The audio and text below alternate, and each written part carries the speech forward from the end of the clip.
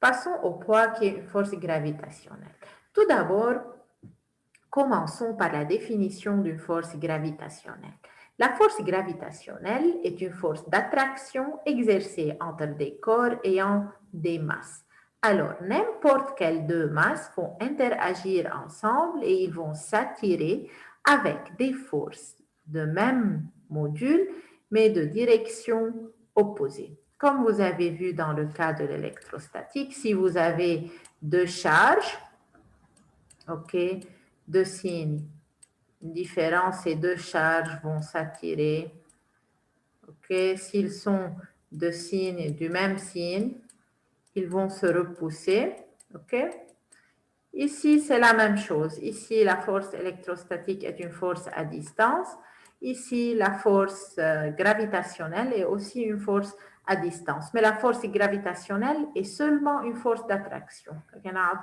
Lorsque vous avez deux masses, ces deux masses vont s'attirer et c'est avec des forces appelées des forces gravitationnelles. Okay. Le module de la force gravitationnelle est égal à G, qui est une constante, grand M fois petit m sur R2, où R2 est la distance entre les deux corps. Maintenant, c'est quoi le poids? Prenons le cas particulier où grand M est la Terre. Alors, je vais considérer grand M que c'est la Terre.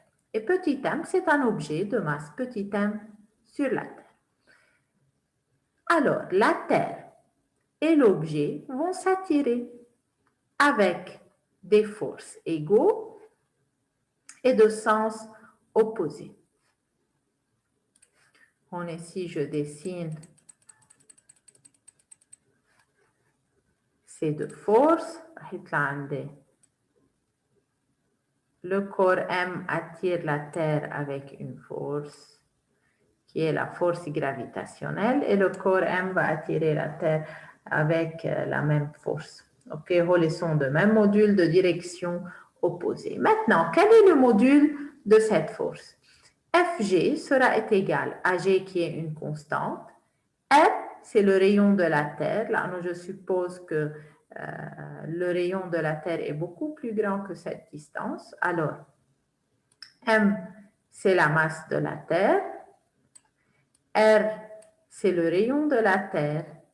Et G est une constante. Alors, Fg, dans ce cas, sera égal à une constante fois la masse de la Terre, qui est une constante, sur R2. Je considère que le rayon de la Terre est presque constant. Alors, Fg, la force d'attraction gravitationnelle entre la Terre et un objet de masse m, est égale à une constante fois petit m, la masse de cet objet. Cette constante, je l'appelle G, l'accélération gravitationnelle. Alors, le poids est la force gravitationnelle d'attraction qu'exerce la Terre sur un objet de masse m placé dans son champ gravitationnel. Cette force est dirigée vers le centre de la Terre. Ok? D'après la deuxième loi de Newton, Fg est égal à mg. Ok, من وين جاي G هي G mt sur RT au carré. La grandeur ou bien le module du poids est égal à mg. C'est une formule que vous avez utilisée depuis la troisième, je crois. Maintenant, comme le rayon de la Terre va varier entre un milieu et un autre, alors G va varier avec l'emplacement géographique. Alors, le poids dépend de G, qui varie avec l'emplacement géographique. Pourquoi G varie avec l'emplacement géographique? Le rayon de la Terre n'est pas une sphère parfaite, alors le rayon de la Terre va varier si vous êtes au pôle ou bien à l'équateur ou bien dans une autre place. Alors, G va varier, le poids est faible à des altitudes plus élevées. Pourquoi? إذا تاخدوا وزنكم تاخدوا الpoids تبعكم au niveau de la mer ou bien au sommet d'une montagne, راح تلاحظوا que FG va diminuer. Pourquoi? Puisque G va varier. ليه؟ لأنه الريون كبر. يعني وقت طلعتوا على المونتاgne, ok, le rayon R كبر. صار R de la Terre plus l'altitude Z اللي انتوا عليها. C'est pour ça que que le poids est plus faible à des altitudes élevées.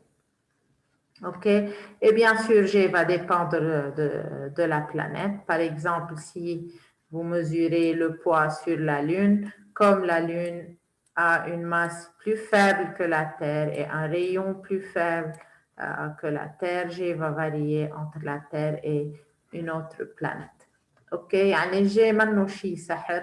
OK? منا une grandeur هيك جاية من مدري وين. C'est tout simplement la constante اللي طلعت عندي بالFG lorsque j'ai mesuré la force gravitationnelle entre la Terre et une autre masse M. Alors, le poids n'est pas une propriété inhérente à l'objet. OK? La masse est une propriété inhérente, elle est invariable partout. Mais le poids n'est pas une propriété inhérente. Pourquoi? Puisqu'il est le résultat d'une interaction. لكن الكور اللي عم تعملوا معه interaction va agir sur le poids ou va affecter le poids. Le poids est une propriété du système d'éléments objets et terre. OK? Remarque sur les unités, le kilogramme n'est pas une unité de poids comme on a vu avant. Le kilogramme, c'est une unité de masse. OK? 1 kilogramme égale à 2,2 pounds dans le système américain. OK? Cette équivalence est seulement valable sur Terre. Alors, dans les lois de Newton, la masse de l'objet et la masse d'inertie est mesurée. Elle mesure, la masse, on l'appelle masse inertielle, puisqu'elle mesure la résistance d'un changement au mouvement. OK? Pour la force gravitationnelle, la masse détermine la grandeur de l'attraction gravitationnelle entre l'objet et le corps, puisque Fg est égal à mg. انتو إذا بمليو محدد على الأرض G est une constante, alors lorsque M augmente, Fg va augmenter. OK? يعني كل ما تكونوا M أكبر كل ما الفورce d'attraction gravitationnelle est plus grande. OK? Les expériences montrent que la masse gravitationnelle et la masse inertielle ont la même grandeur. يعني هي ذاتها الماsse inertielle ou la masse gravitationnelle sont les mêmes. Passons à l'exemple 5.2 de votre livre. Quel est votre poids dans un ascenseur? Vous avez sans doute déjà pris un ascenseur qui accélère vers le haut en se rendant à un étage plus élevé. Dans cette situation, vous sentez plus lourd. En effet, si vous prenez place sur une personne à ce moment-là, celui-ci va mesurer une force supérieure à votre poids. Ainsi, vous disposez d'une indication tactile et mesurable qui vous indique ou qui vous incite à croire que vous êtes plus lourd dans une telle situation. Êtes-vous réellement plus lourd? Alors, ici, j'ai un ascenseur qui accélère vers le haut. Et j'ai une personne à l'intérieur de l'ascenseur qui est placée sur un pèse-poids. OK?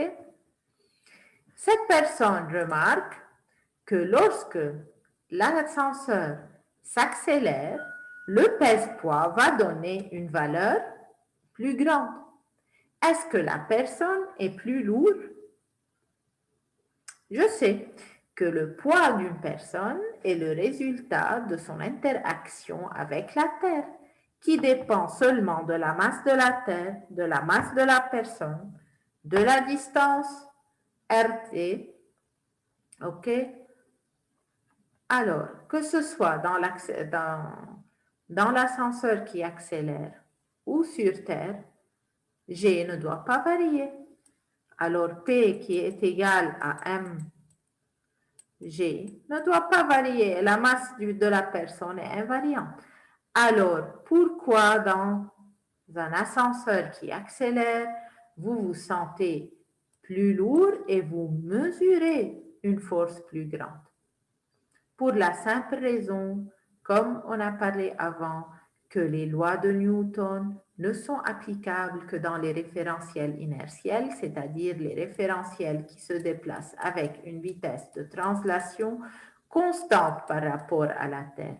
Ici, l'ascenseur a une accélération. Alors, l'ascenseur ne peut être considéré comme un référentiel inertiel. Alors, vous allez mesurer dans ce référentiel des forces fictives qui vont tirer cette personne vers le bas et il va mesurer un poids. On dit que ce poids est son poids apparent et pas son poids réel. Alors, votre poids réel, qui est le résultat de votre interaction avec la Terre, ne peut être mesuré qu'à partir d'un référentiel inertiel. OK? Dans un référentiel non inertiel, dans un référentiel qui a une certaine accélération, vous mesurez un poids qu'on appelle poids apparent. OK? يعني هو منه le résultat de votre interaction avec la Terre. قلنا حكينا قبل dans les référentiels accélérés بتشوفوا des forces fictives. هون في une force. شو يعني force fictive كمان حكينا قبل يعني c'est une force qui est due au mouvement de votre référentiel et qui n'est pas le résultat d'une interaction entre les deux corps. Malgré que vous mesurez cette force, elle est fictive. لأنه منا résultat d'une interaction. OK? Et elle est seulement détectable dans ce référentiel qui est en accélération.